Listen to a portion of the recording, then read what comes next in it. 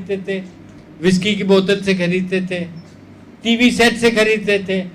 वो देख लीजिए वहाँ पे अभी तमिलनाडु में क्या हुआ जब इलेक्शंस हुए, वहाँ पे पैसे पुलिस वैन्स में डिलीवर किए गए और बांटे गए, हर्स वैन्स में पैसे डिलीवर किए गए। ये तो है देश की हालत। और हम लोग सोचते हैं कि ये देश अपने आप ठीक हो जाएगा, ये तो नहीं ठीक होगा। आप और हमें मिलके कंधे से कंधे लड़ा के इस देश को ठीक करना पड़ेगा। We live today under dynastic politics and executive dictatorship, wherein the system makes you feel that you cannot seek accountability from them. ये तो राजा हैं और इन राजा से हम कैसे सवाल पूछ सकते हैं? हम तो बहुत छोटे आदमी हैं, पर अब सवाल पूछने लग गए हैं। हमने कई आरटीआई लगाई हैं। हमने आरटीआई भी रिसेंटली, हमें इलेक्शन कमीशन ने, हम उनसे बात करते रहे कि आप जब फॉर्म्स आते हैं आपको, नॉमिनेशन फॉर्म, उसमें ये तो देखिए कि उसने पैन नंबर डिक्लेयर किया है कि नहीं, उसने लास्ट उसकी असेसमेंट जब तक हुई है वो हुआ है कि नहीं। तो मैंने 5 आरटीआई लगा दी, वो लगा दी इलेक्शन कमीशन को 5 स्टेट में, क्योंकि इलेक्शन कमीशन ने मुझे कहा कि हाँ, फरवरी के महीने में हमने एक नया कानून लगा दिया है कि इलेक्शन जो रिसीविंग ऑफिसर होता है वो देखेगा कि जब फॉर्म आता है भर के कि उसमें सब कॉलम भरे हैं कि नहीं। अगर नहीं भरे हैं तो वो फॉर्म वापस कर देगा। तो मैंने आरटीआई अभी लगाई कि अच्छा ये बताइए कितने फॉर्म आपने वापस किए। तो अभी तक जो मुझे जवाब आए हैं उसमें लगता है कोई फॉर्म नहीं वापस किया। इसका इन्होंने ये ऑर्डर ही नहीं इशू किया। और जो हम सोचते हैं कि ये जो फॉर्म देते हैं और इनकम जो वो डिक्लेयर करते हैं अपने रिटर्न्स में कि इतने पैसे हमारे हैं, उसकी कोई मैरिज होती है इनकम टैक्स डिपार्टमेंट के साथ कि नहीं? नहीं होती है। क्यों नहीं होती है? क्योंकि आप और मैं नहीं उसे नहीं कहते हैं कि करो।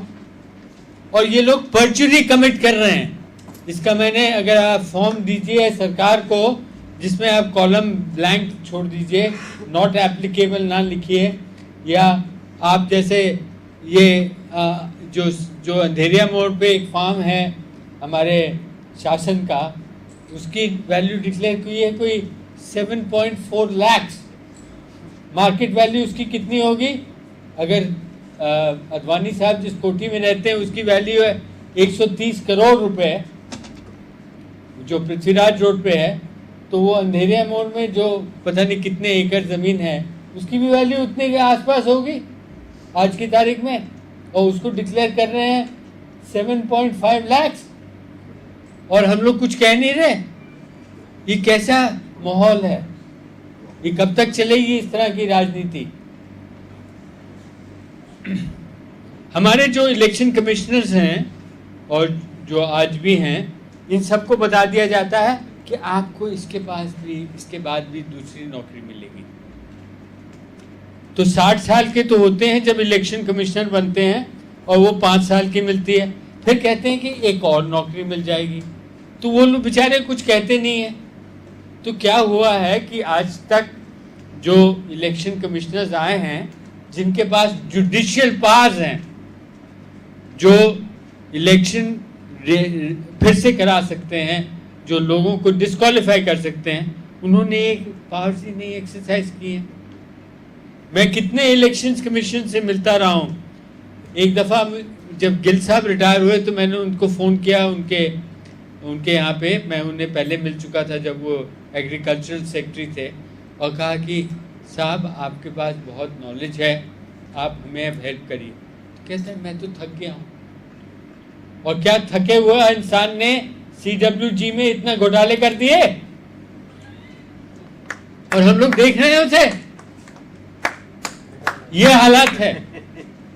तो हमारे देश में जो इलेक्शन कमीशन में लोग आए और जिन्होंने हमारे साथ बातचीत की और जो हमें अच्छे लगे, वो थे कृष्णमूर्ति साहब, जिन्होंने 2004 में एक इलेक्टोरल रिफॉर्म का पूरा एजेंडा दिया कि ये करिए, नहीं तो देश लुट रहा है। दूसरा है लिंडो साहब, who as you know was a tribal, और वो ट्राइबल की तरह लड़ते रहे और उनका भी काफ़ी महत्वपूर्ण काम हुआ। एक है केजे राव साहब, जिन्होंने बिहार को जाके ठीक किया, उनके साथ हमारी इंटरेक्शन हुई। और आज की तारीख आपने फिर देखा, जब अन्ना हजारे जी सामने आए तो शेषन साहब भी बोल पड़े और ठीक बोले। वो बोले कि कॉन्स्टिट्यूशन इज सुप्रीम। जो फली नारायण ने कहा कि कॉन्स्टिट्यूशन इज सुप्रीम, लोकपाल आना चाहिए, तो लोकपाल तो आएगा ही। ये जितना नाटकबाजी कर लें, और जो नाटकबाजी किरण बेदी ने की वो बिल्कुल ठीक की, वो तो असलियत है। तो मेरे हिसाब से तो हमारी अब विनती है सलमान खुर्शीद जी के साथ कि कन्विक्टेड क्रिमिनल्स जो हैं उनको निकालो। और अच्छा लग रहा है आप सबके साथ आके यहाँ पे कि हम लोग सब मिलजुल के आगे बढ़ेंगे। धन्यवाद।